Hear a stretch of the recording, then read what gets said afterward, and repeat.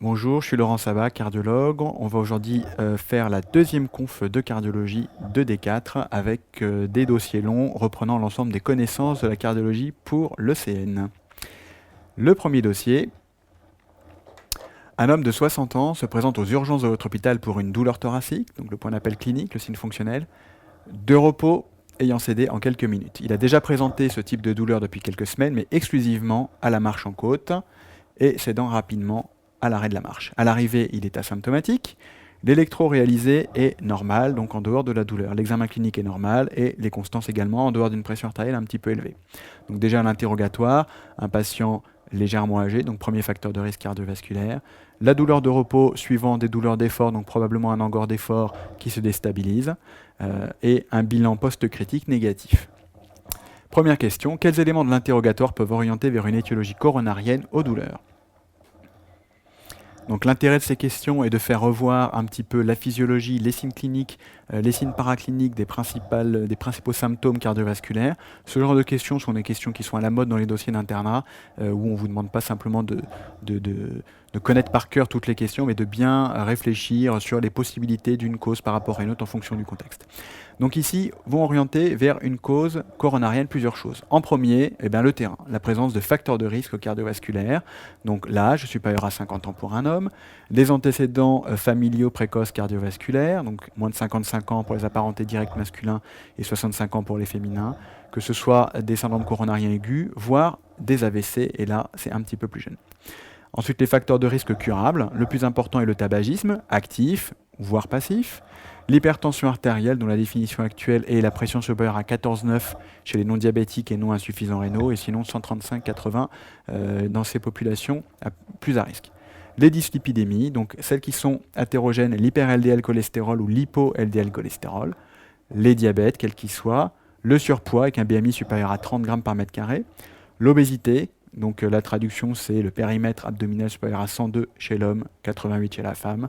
Et enfin d'autres facteurs de risque qui peuvent être plus discutés, la sédentarité, le stress, l'alcoolisme modérément et un des derniers, le syndrome d'apnée du sommeil non appareillé. On peut aussi retrouver l'hypertrophie ventriculaire gauche. Donc ça c'était pour le terrain. Ensuite la douleur elle-même, est-ce qu'elle a des caractéristiques angineuses? Donc là il faut connaître la douleur angineuse typique, donc la localisation rétrosternale, le type en barre constrictive et en étau. Les formes atypiques, douleur épigastrique, brachiale, cervicale, etc. Ensuite, les irradiations de la douleur qui sont classiques, donc en général à la mâchoire, au bras, surtout au bras gauche, à la saignée du coude, voire des fourmillements dans les mains. Enfin, le caractère trinitrosensible de la douleur, donc une douleur d'angine de poitrine stable, on va dire, voire instable, est normalement trinitrosensible, alors qu'en cas de syndrome coronarien aigu avec sus-décalage du ST, la douleur est trinitro-résistante. Enfin, on retrouve, avant les douleurs de repos angineuses, souvent des douleurs d'effort, ce qu'on appelle l'angor d'effort, ce qui était le cas chez ce patient. Deuxième question, alors que vous l'interrogez, la douleur récidive. Vous enregistrez un électrocardiogramme percritique, donc ça c'est fondamental, interprétez cet électro et quel est le diagnostic pour l'épisode actuel.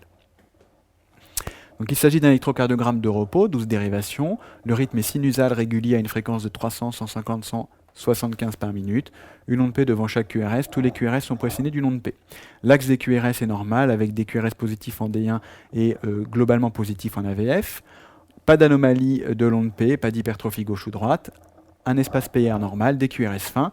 Il existe par contre une anomalie de la repolarisation avec en V1, V2, V3, voire V4, une onde T négative avec un micro sous-décalage du ST.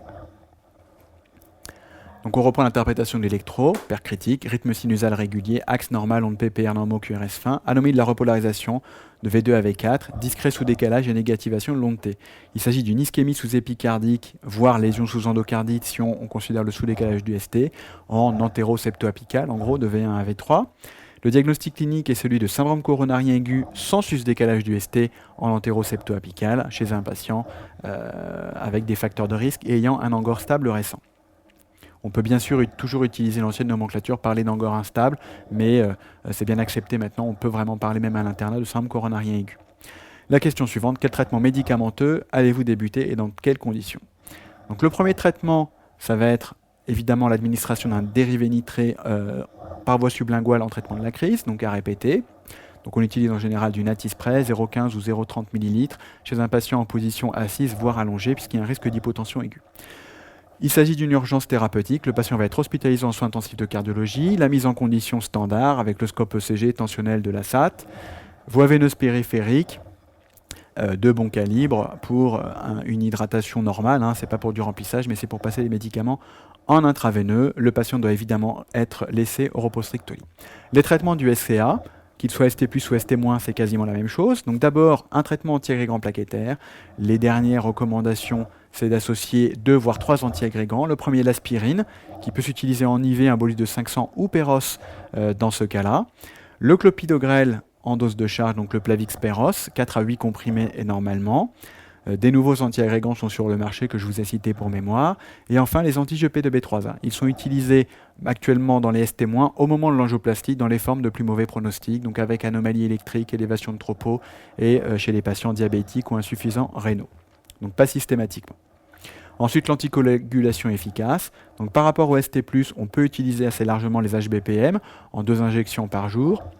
On peut également utiliser d'autres anticoagulants, la bivalirudine, l'Arixtra, des antithrombiques d'autres types, mais dans certains cas seulement. De même, les HBPM sont contre-indiqués en cas d'antécédent hémorragique et en cas d'insuffisance rénale sévère, une clairance supérieure à 30. Autre médicament, on va utiliser des médicaments anti-ischémiques et anti-angineux. Le premier anti-ischémique pour éviter les récidives de douleur, c'est le bêta-bloquant. Donc le but du bêta-bloquant est d'avoir une fréquence cardiaque proche de 50 par minute pour diminuer les besoins en oxygène du myocarde et diminuer les risques de récidive d'angine de poitrine. L'anti-angineux va être le dérivé nitré, donc vasodilatateur artériel qui va permettre de lever un petit peu l'obstacle qui provoquait la douleur d'angine de poitrine. Compte tenu des antiagrégants, des anticoagulants, un protecteur gastrique.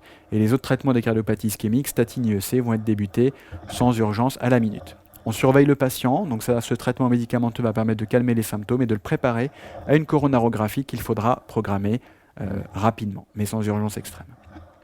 Quel examen invasif justement prescrivez-vous et dans quel délai? Donc il s'agit bien sûr de la coronarographie. La coronarographie va être réalisée avec des diagnostics, rechercher la sténose et thérapeutique, dilater la sténose responsable des symptômes. Ici par exemple, les symptômes électriques, les signes électriques sont en antérieur, donc ce sera probablement l'interventriculaire antérieur qu'il faudra traiter. Donc de nouveau, j'insiste, angioplastie de l'artère responsable des symptômes. Il faudra mettre un stent pour garder l'artère bien ouverte, donc si c'est possible, si le calibre de l'artère le permet. Et les indications en fait de la coronarographie dans les syndromes coronariens, en urgence, c'est pour les ST+, évidemment, et en cas de ST-, si la douleur récidive ou ne passe pas, sous traitement médicamenteux bien conduit, celui qu'on a vu dans la question précédente. En semi-urgence à froid dans tous les autres cas, donc à partir de, on va dire, la 24e heure. L'angioplastie se fait sous anti-GBA seulement dans les formes de plus mauvais pronostics, donc élévation de trop poids, anomalie électrique, diabète, insuffisance rénale, etc. Et donc je vous rappelle ici que d'autres anticoagulants peuvent être utilisés uniquement dans ce cas-là, à la place des HBPM. Question 5. Quel aurait dû être le bilan paraclinique non invasif au moment où le patient se plaignait de ses douleurs d'effort?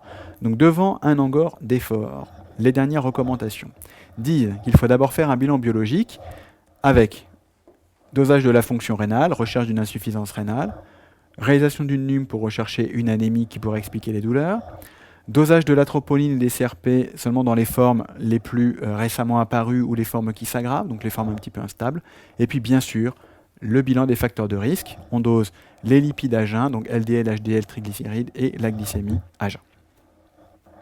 Ensuite, il faut faire un bilan non biologique, une radio, même si c'est souvent oublié, mettez-la systématiquement, l'électrocardiogramme de repos qui normalement en dehors des crises est normal, une échographie cardiaque transthoracique pour rechercher des anomalies de la cinétique, des dilatations hypertrophies anormales du cœur ou des valvulopathies pouvant donner de l'angor comme le rétrécissement aortique.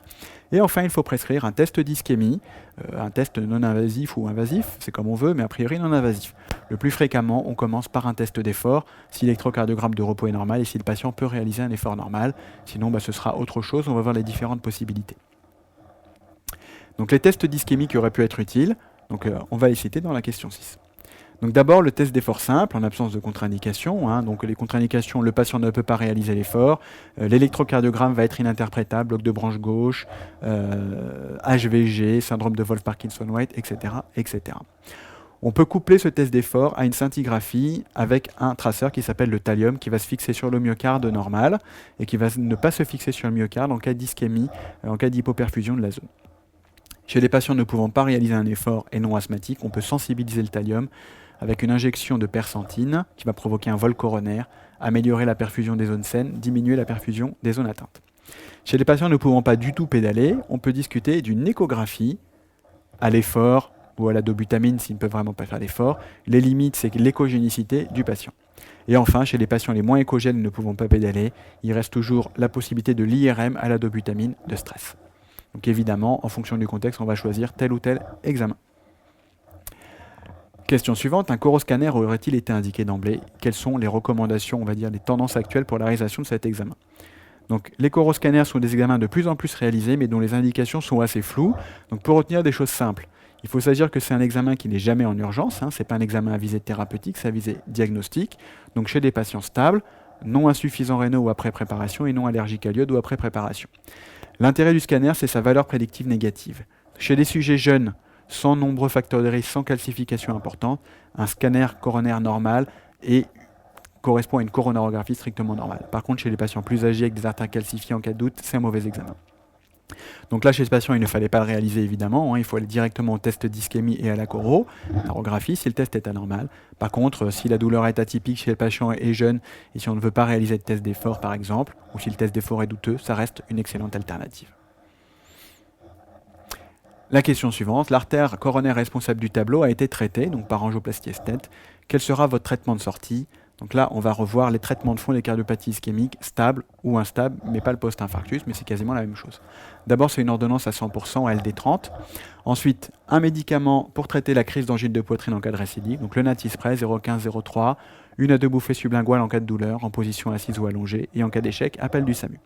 Les antiagrégants plaquettaires, association pendant au moins un mois d'aspirine et de clopidogrel Plavix. Si c'est un stent actif, on les garde pendant un an. Si c'est un stent tenu, on les garde un mois. Et après, on en garde un seul, a priori l'aspirine. Ensuite, un anti-ischémique, le bêta-bloquant. L'objectif est une fréquence cardiaque la plus proche de 50 par minute. La statine est systématique pour un objectif de LDL à moins de 1 g par litre, 0,8-0,7 selon les futures recommandations.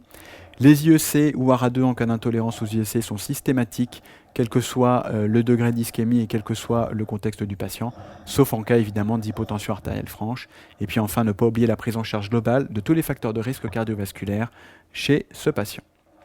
On va revoir sur quelques examens d'imagerie les syndromes coronariens aigus sans sus-décalage du ST. Ici, ça va être la coronarographie d'un patient ayant un syndrome coronarien aigu en territoire inférieur, donc cathétérisme de la coronaire droite, premier, deuxième, troisième segment.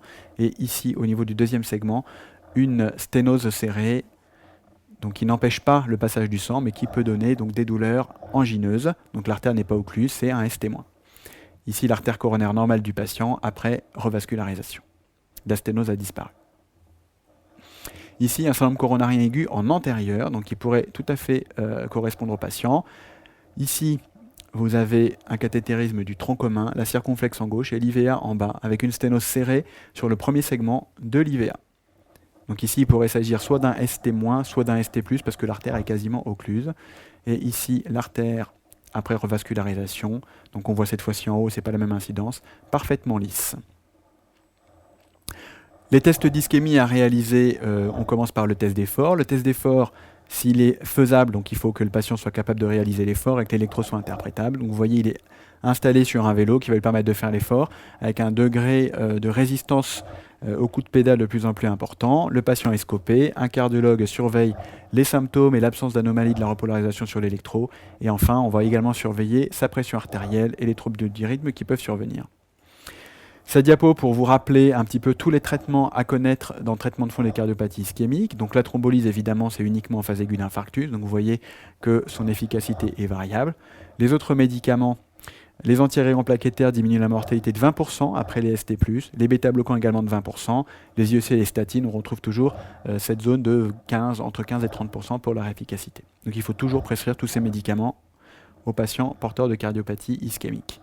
Une image de coroscanner pour se faire une idée. Donc vous voyez par exemple ici à gauche qu'on a une reconstitution en 3 dimensions de l'aorte initiale, du sinus de Valsalva et de la naissance des coronaires. Donc on voit assez bien les trajets artériels. Par contre, c'est moins précis pour les sténoses sur les artères diffuses, et les artères distales, et surtout s'il y a des calcifications. Ici, la coupe de scanner est centrée sur une artère avec un stent, donc on voit bien que le stent est perméable. Donc ça donne quand même des renseignements assez appréciables lorsque le scanner est bien indiqué.